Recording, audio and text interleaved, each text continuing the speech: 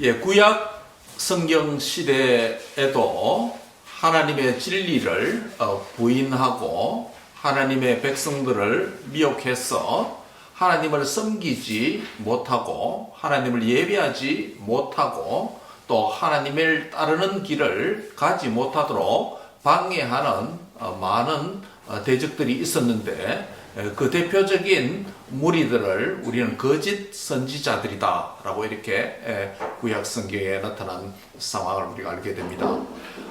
베드로 사도도 구약 시대 때에 그러한 하나님의 진리와 진리의 말씀을 따르지 못하고 하나님을 예배하지 못하게 하고 우상을 숭배하도록 하는 그런 거짓 선지자가 있었던 것처럼 신약 시대도 베드로 사도 초대교회 1세기 교회부터 시작해서 지금 이 시간까지 또한 주님 오실 때까지 신약 시대도 특별히 구약의 거짓 선지자들과 비슷한 역할을 하는 거짓 교사들, 거짓 선생들이 있다라는 말씀을 하고 있죠. 우리는 지난 주일에 17절 말씀 중심으로 거짓 교사들의 세 가지 정체성, 그들의 존재, 그들의 비잉에 대해서 말씀했습니다. 거짓 교사들은 직설법으로 표현하지 않고 은유적인 세 가지 표현을 사용했다는 것을 살펴봤죠. 첫 번째 무슨 비유였죠? 거짓 교사들은 뭐와 같습니까? 어떤 자를 물 없는 셈이다 라고 17절에 그렇게 말씀을 했습니다. 이 사람들은 거짓 교사들을 가리킵니다. 이 사람들은 물 없는 셈이다. 은유적인 표현이라고 그랬죠. 물은 무엇을 가리킨다고 했죠? 참된 하나님과 하나님의 진리의 말씀을 가리킨다고 했습니다. 그래서 진리의 말씀, 진리의 교훈이 없는 그런 셈이다라는 것입니다. 셈은 셈인데 그 셈에서 생명을 살리는 맑은 물, 드링킹 워터가 나오는 것이 아니고 포이전, 독이 나온다라는 것입니다. 그래서 거짓 교사들은 생명을 내는 행위를 하는 것이 아니라 독을 내는, 그래서 사람들을 죽이는 역할을 하는 것이 첫 번째 특징이다라는 말씀을 물 없는 셈이라고 하는 이 거짓 교사들을 지칭하는 첫 번째 그들의 빙의 문제, 존재 문제, 정체성의 문제를 이야기했습니다. 우리가 이 사실을 기억할 때 우리에게 주는 교훈은 뭐라고 그랬습니까? 그러면 우리는 진리를 미워하고 진리를 더욱더 사랑하는 삶을 살아야 된다는 것이죠. 진리의 예수님과 그분의 말씀과 성령을 통해서 부어주시는 그 말씀과 성령의 생수가 충만한 자로 살아야 되는 줄 믿습니다. 특별히 사순절 첫째 주일을 맞이해서 하나님의 말씀을 많이 읽고 기도하고 또 그렇게 말씀과 성령으로 충만하게 되어서 물 없는 샘과 같은 거짓 교사들이 많이 활동하는 이 시대에 우리는 거짓과 구별된 진리의 백성으로 살아야 된다는 말씀입니다. 두 번째, 거짓 교사들을 언유하는 그들의 빙의 문제, 뭐라고 했죠? 두 번째 은유적 표현은 광풍에 밀려나는 안개와 같다, 안개다라고 말씀을 했습니다. 광풍에 밀려가는 안개는 은유죠. 무엇을 은유하는 것입니까? 바로 안개라고 하는 이미지는 있다가 사라지는 것입니다. 그렇죠? 있다가 사라진다. 우리가 아침 이슬도 그렇고 또 안개도 그렇고 해가 뜨면 바람이 불면 사라지는 존재죠. 그래서 덧없는 것을 비유할 때 성경에서 주로 안개와 같다라는 표현을 씁니다. 여기서도 보면 거짓 교사들은 무엇에 밀려가는 안개입니까? 광풍에 밀려가는 안개다. 즉 바람에 따라서 움직이고 여기 있다가 저기로 사라지는 존재다라는 것입니다. 이게 비진리의 특징입니다. 진리는 항상 옛적 길입니다. 하나님께서 주신 말씀을 구약시대 때부터 신약시대를 통해서 우리에게 주신 이 말씀이 우리의 신앙과 생활의 유일한 규범이죠. 옛적 길입니다. 항상 동일한 길입니다. 좁은 길입니다. 생명의 길입니다. 그러나 이단들, 거짓 교사들을 가르치면 사람들을 미혹해야 되기 때문에 사람들의 귀를 솔깃하게 만들어야 되기 때문에 항상 그 시대와 사람의 바램에 대한 민감한 새로운 것으로 자꾸 제시합니다. 그게 이단의 특징이다라는 말씀입니다. 저와 여러분은 이러한 새로운 길을 제시해서 유행에 따라서 유행을 잘 타는 거짓교훈들, 지난 말씀드렸죠. 거짓교훈, 통일교 한학자 어머니라는 표현을 썼다가 지금은 동정녀라는 표현을 신학을 또 바꾸고 있습니다. 이렇게 뭡니까? 그들의 형편과 처지에 따라서 교리를 자꾸 수정합니다. 그게 광풍에 밀려간 안개와 같다. 그만큼 거짓이다, 부족하다 이 말이겠죠. 자꾸 바꿔야 될 필요가 있다는 말은 그들의 가르침 교훈이 진리란 말입니까? 거짓이란 말입니까? 거짓이란 말입니다. 그 자체가 벌써 드러내는 거 있죠. 그래서 우리는 항상 변치 않는 어제나 오늘이나 영원토록 변치 아니하고 동일한 진리의 말씀을 따르는 자임을 믿습니다. 세상 사람들이 찾지 않는 생명의 길, 좁은 길, 옛적 길, 이 길이고 진리와 생명의 길이다라는 것을 아시고 더욱더 진리의 길을 열정적으로 추구하며 걷는 자가 되시길 바랍니다. 바꿔 말하면 우리가 믿는 이 진리를 가지고 세상의 유행과 세상 풍조에 밀려서 신앙생활을 하면 된다, 안 된다? 안 된다는 이야기예요. 결국 진리를 가진 자는 진리로 살아야 되지, 진리를 가지고도 세상 유행에 맞추어서 세상 풍조에 맞추어서 세상이 그러니까 진리는 포기하는 그런 자가 되면 안 된다는 것이죠. 마지막 세 번째 거짓 교사들에 대한 언유는 무엇입니까?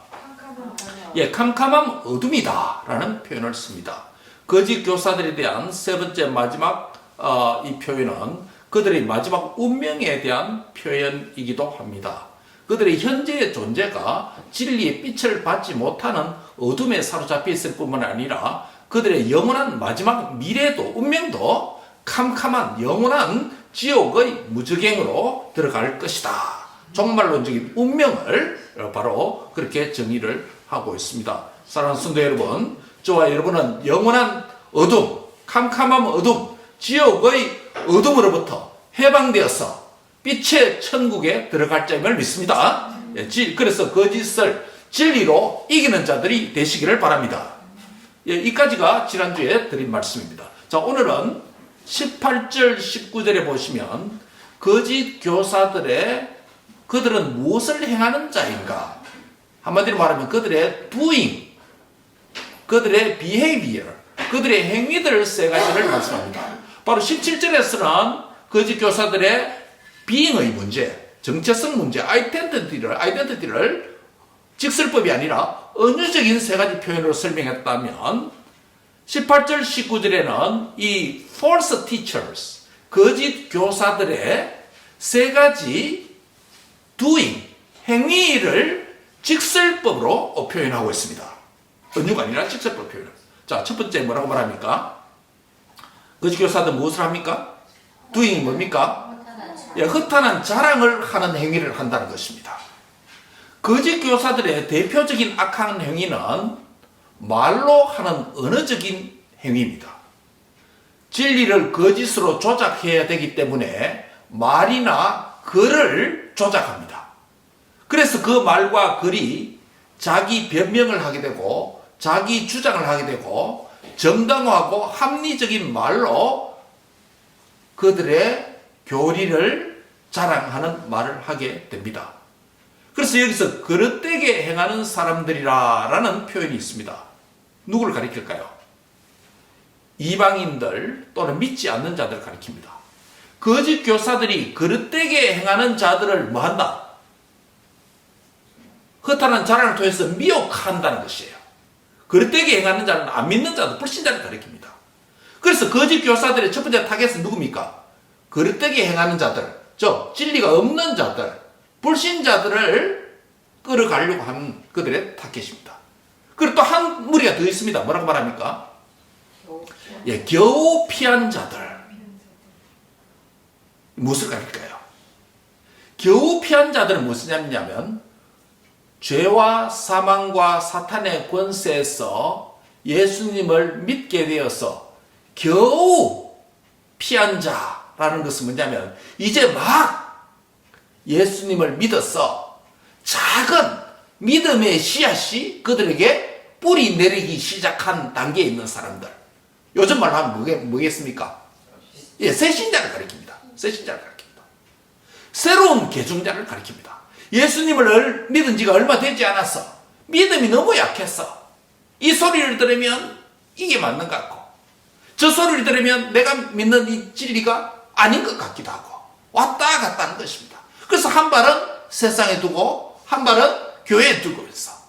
신앙의 진리의 길을 확정하지 못하고 우왕좌왕하는, 그야말로 거짓 교사들처럼 광풍에 바람에 밀려가는 뭐처럼, 양귀처럼 유행 따라 세상 따라 살아가게 됩니다.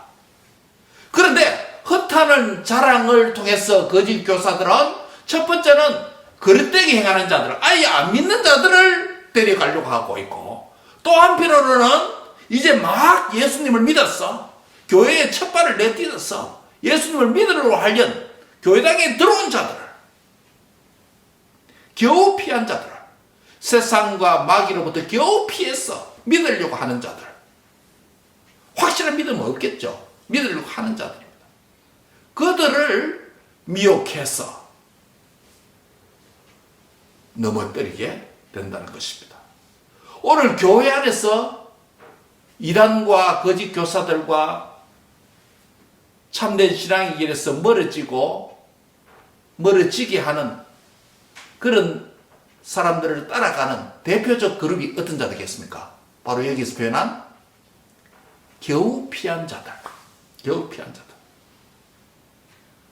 그래서 우리가 교회 안에서 정말 예수님을 믿기는 믿어서 영접을 했는데, 교회 안에서 하나님의 말씀을 들으면서 예배를 드리면서 성도들과 교제를 나누면서 성경 말씀을 배우고 공부하면서 또 서로 섬기면서 우리의 믿음을 견고하게 주님 앞에서 잘 안정되게 지어지는 집처럼 신앙을 잘 건축하는 일이 얼마나 중요하다는 것을 알게 됩니다. 허탄한 자랑을 하는 거짓 교사들의 타겟이 교회 안에 들어와 있는 믿음이 어린 자들, 또 믿으려고 막 하는 자들, 진리를 확정하지 못해서 우왕좌왕하는 자들, 영접은 한 것 같은데 세상에 한 발을 두고 있는 자들, 그들을 타겟으로 삼고 있습니다. 세상의 죄의 영향력에서 완전히 벗어나지 못해서 자유를 누리지 못하는 어린 신자들, 교회가 살피고 그들에게 믿음이 자라도록 격려하고 기도해야 되고 섬겨야 되는 이유가 바로 여기 있는 것입니다. 이단들은, 거짓 교사들은 허황된 세속적인 논리와 거짓으로 잘 무장되어 있습니다. 잘 무장되어 있습니다. 그들에게 믿음이 약한 성도들이 얼마나 잘 넘어지겠습니까? 그래서 새로운 개종자들을 다시 세상으로 되돌아가게 하는, 한마디로 말하면 주님을 배반하는, 배교하는 행위로 나아가도록 인도한다는 것입니다. 여러분, 우리 주원천 선교사님 이번 중국을 방문하고 있지 않습니까? 진리에서 벗어나려고 하는 자들도 있을 수 있고, 진리를 아직 완전히 확정하지 못한 자들도 있을 수 있고, 이제 막 세례 받으려고 하는 자들도 있고, 진리 안에서 그동안 믿었던 자들은 잘 자라고 있는지,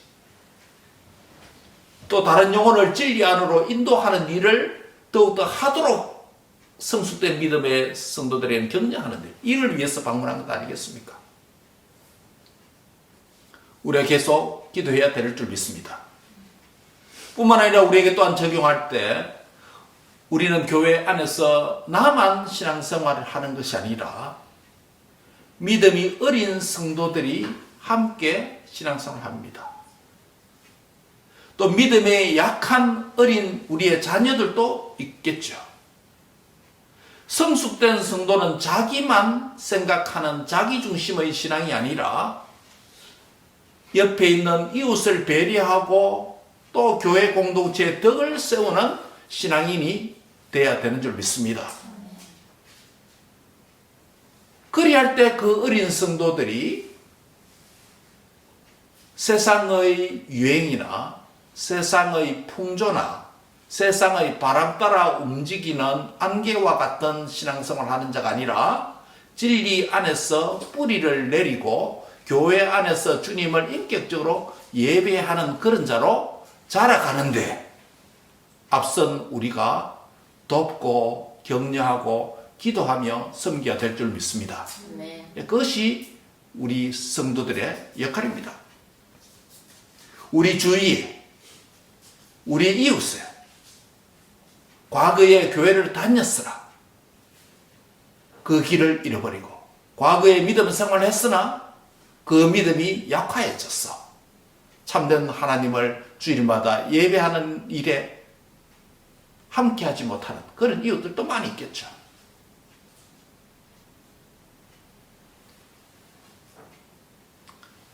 거짓 선생들, 배후의 역사는 마귀가 믿는 사람들까지 넘어뜨리기 위해서 거짓 교훈과 세상의 풍조와 유행을 통해서 어린 성도들을 유혹하고 살아계신 하나님을 예배하지 못하게 하고 믿음의 자리에서 떠나도록 하는 끝없이 역사는 마귀의 으르렁거리는 그 역사 앞에서 우리는 믿음을 굳게 하여서 진리 안에 바로 서고 진리를 통해서 다른 사람을 격려하고 섬기는 그런 성도들이 다 되시기를 축원합니다.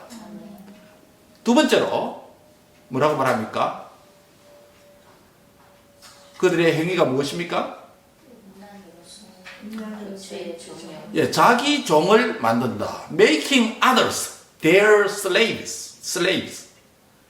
자기 종을 만든다. 거짓 교사들이 하는 일들은 예수님의 종을 만드는 게 아니고 예수님을 따르는 제자들을 만드는 게 아니고 자기 종을 만드는 거예요. 자기의 제자들을 만드는 거예요. 거짓 교사들의 대표적인 doing은 뭐냐면 다른 사람을 미혹해서 자기를 따르는 자로 만듭니다. 특별히 여기 보면 음란의 행위로서 다른 사람을 유혹하는 행위를 한다라고 말씀하고 있습니다. 이것은 무엇을 가리키느냐 하면 율법에 있는 우리 십계명 대표적으로 말하면 십계명 안에 있는 십계명 도덕법이죠. 그렇죠? 이단들은 대부분 이 십계명 도덕법을 무시합니다. 이 도덕법 십계명 율법 가운데 세 가지가 있잖아요. 율법의 세 가지 부류가 뭡니까? 첫 번째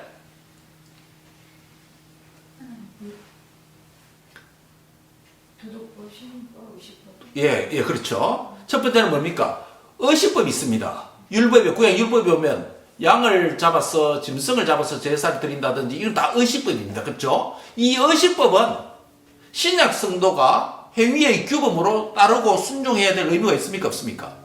없습니다. 의식법은 예수님께서 다 성취해 주셨기 때문에 우리는 여러분 교회 오면서 오늘 양 한 마리 몰고 왔습니까? 아니잖아요. 그렇죠? 그 의식법은 우리가 안 지켜야 됩니다. 그렇죠? 예. 한때 여러분 그 뭡니까? 뉴욕타임즈에 나온 책입니까? 한 청년이, 한 남자가 1세기에 예수님처럼 살아보는 경험 이래가지고 책이 나온 게 있습니다. 제가 갖고 있었는데 그 책은요. 그 수염도 기르면서 양을 몰고 다니면서 이렇게 뉴욕 한복판에서 그렇게 산 사람도 있습니다. 그럼 어떻게 될까라고 하는 그런 책이 하나 나왔는 적이 있습니다. 의식법은 신약의 성도들이 행위의 규범으로서 지켜야 될 의무는 없습니다. 그러나 그것은 여전히 그래도 성경에서 의식법을 찢어버리면 안 되겠죠. 그것은 예수님의 구속사역을 잘 설명하는 것이기 때문에 여전히 유익하기 때문에 읽어야 되는 부분입니다. 의식법 다음에 또 뭐라고 할까? 도덕법 마지막에 하고 시민법. 이스라엘 백성들이 구약시대 때 이스라엘 백성들이 국민으로서 시민으로서 지켜야 될 법이 있습니다. 뭐가 있습니까? 대표적으로 살인하면 어디로 피해라? 도피성으로 피해라. 근데 이거 요즘 살인하면 도피성이 없잖아요. 그렇죠? 이 시민법은 안 지켜야 됩니다. 예. 살인하면 요즘은 뭐 국가실정법안 다 들어가기 때문에 국가법이 다스립니다. 오늘 뭐 사람 죽여놓고 어디에 뭐 대제사장이 있는 어느 시티로 들어가면 안전하다. 그러면 그런 말이 없잖아요. 그렇죠? 그럴 수는 없잖아요. 그래서 이 시민법은 우리가 성령 시대에 이스라엘이 국가의 시민으로서 이스라엘 시민으로서 지켜야 되는 법입니다. 그 율법은 우리가 지켜야 될 필요 없습니다. 물론 그렇다고 해서 성경에서 찢어버리면 안 됩니다. 여전히 시민법도 하나님의 백성으로서 우리가 어떻게 살아야 될지 그 진리를 보여주기 때문에 여전히 우리가 이겨야 될 내용입니다. 행위의 규범으로서는 지키도 않아야 되지만 그러나 마지막 도덕법은 대표적인 뭐라고요? 십계명인데 도덕법은 영원한 법으로서 구약 성도나 신약 성도나 모두 믿고 순종해야 될 법입니다. 그런데 이단들은 이 도덕법을 무시합니다. 도덕법을 무시합니다. 그래서 이 도덕법을 묶어서 율법 불필요하다. 구약 성도에게 율법이 필요하지 신약 성도에게 왜 율법이 필요하냐. 그래서 율법 무용론을 주장합니다. 그러다 보니까 다행히 뭡니까? 부모를 공경하라 이랬는데 5계명 부모를 공경했는데 그걸 무시해버리니까 뭡니까? 부모를 아예 무시하는 거죠. 성경은 주 안에서 부모에게 순종하라 하지 부모를 아예 불순종하라 그렇게 말하지 않습니다. 주 안에서 순종하라 합니다. 부부가 서로 사랑하고 순종하고 존경하라. 뭐 다 계명입니다. 그렇죠? 도둑질을 하지 말라. 그런데 이단들은 뭡니까? 이 도덕법을 다 무시합니다. 도덕법을 무시합니다. 그러니까 대표적인 게 뭐라고 합니까? 음란의 행위로서 다른 사람을 유혹하는 행위를 해서 자기 종을 만든다. 대표적 이단으로서 우리 통일교회 교주 문수명, JMS 누구요? 정명석. 이런 자들은 건강한 가정에 대해서 또 성에 대해서 다 무시합니다. 결국 뭡니까? 음란의 행위를 통해서 다른 사람을 유혹하는 행위를 통해서 자기 종을 만드는 행위를 합니다. 결국 협박과 속임수를 통해서 돈과 성을 미혹해서 착취해서 그들의 탐욕을 채우는 일들을 하게 됩니다. 즉 사람을 자기 목적과 탐욕을 위한 도구와 노리개로 노예로 만듭니다. 그래서 자기 종을 만든다는 것이에요. 다양한 형태의 종을 만듭니다. 그렇다면 오늘 이 부분을 우리에게 어떻게 적용할 수 있습니까? 오늘날 교회 안에서는 어떻습니까? 현대 교회 안에서도 많은 탐욕적인 잘못된 지도자들이 있습니다. 자기 사람을 만들어야 된다고 혈안되어 있는 사람들이 있습니다. 목사들뿐만 아니라 성도들도 마찬가지입니다. 자기 탐욕과 자기 목적을 위해서 사람을 수단시하고 자기 사람, 자기 편 만들기를 행하는 일들이 많이 있습니다. 그래서 교회가 나누어지는 것입니다. 교회 안에서 진리의 바운더리만 있으면 되는데 세속적인 바운더리를 만들어서 다른 사람을 자기의 종으로 만드는 일들을 하는데 우리가 주의해야 될 부분입니다. 따라합니다. 나는 진리의 종입니다. 나는 예수님의 종입니다. 나는 삼위 하나님의 말씀을 따르는 종입니다. 우리 모두가 주님의 종인 줄 믿습니다. 예. 거짓 교사는 자기의 종을 만든다라는 것입니다. 마지막 세 번째로 거짓 교사들이 하는 행위를 뭐라고 말합니까? 세 번째 doing은 무엇이죠? 허황된 약속, 허황된 약속을 합니다. 허황된 약속을 합니다.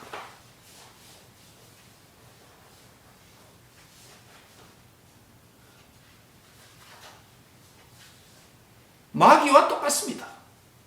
무엇을 의미 있는 것을 주는 것 같지만 줄 것 같지만은 아무것도 주지 않습니다. 도리어 멸망시키는 것뿐입니다.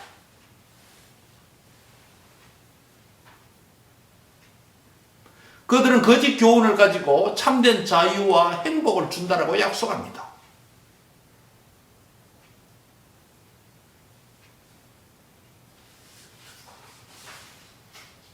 그래서 그들을 뭐라고 부르냐면 멸망의 종들이다 라고 19절에 그렇게 부릅니다. 멸망의 종들이다.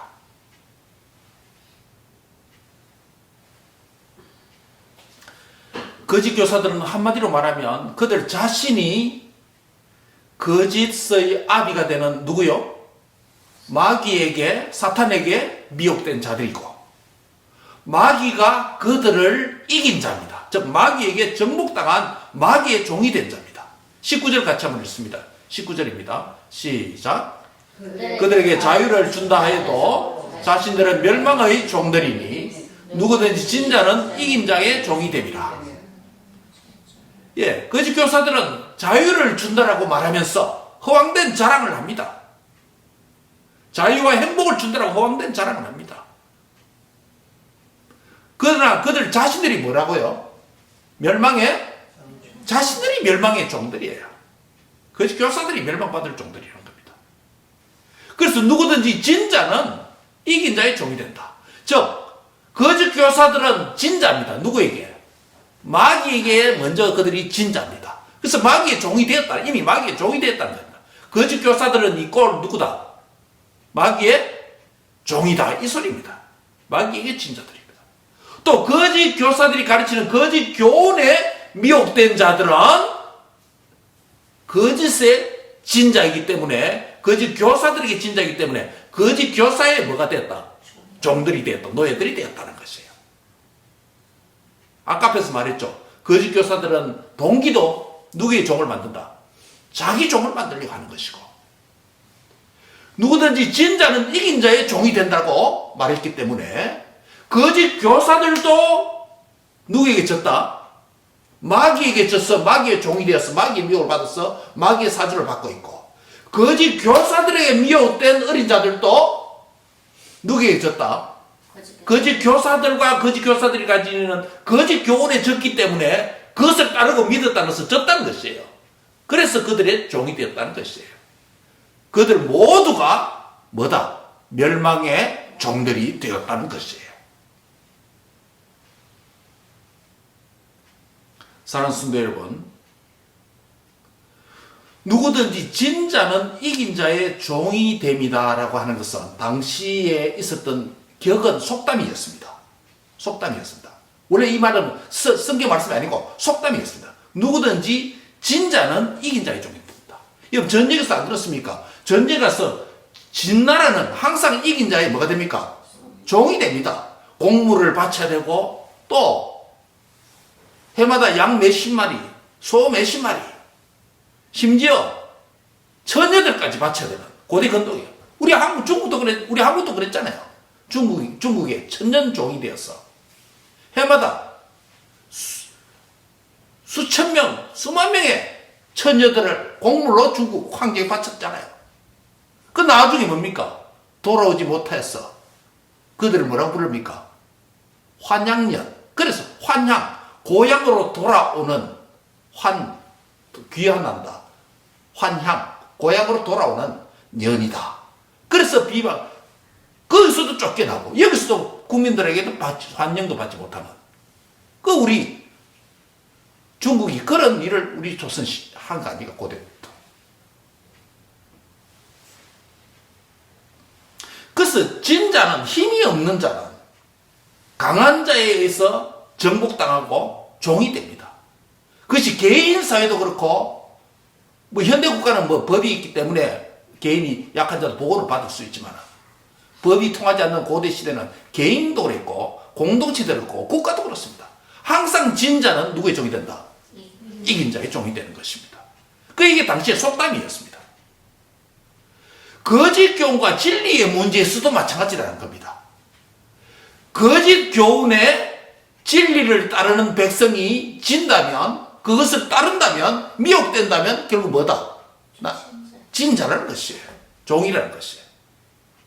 성도가 되어서 하나님의 진리의 말씀을 따르는 자로 하나님을 예배하는 자인데도 불구하고 세상 유행, 세상 바람, 광풍에 밀려가는 안개처럼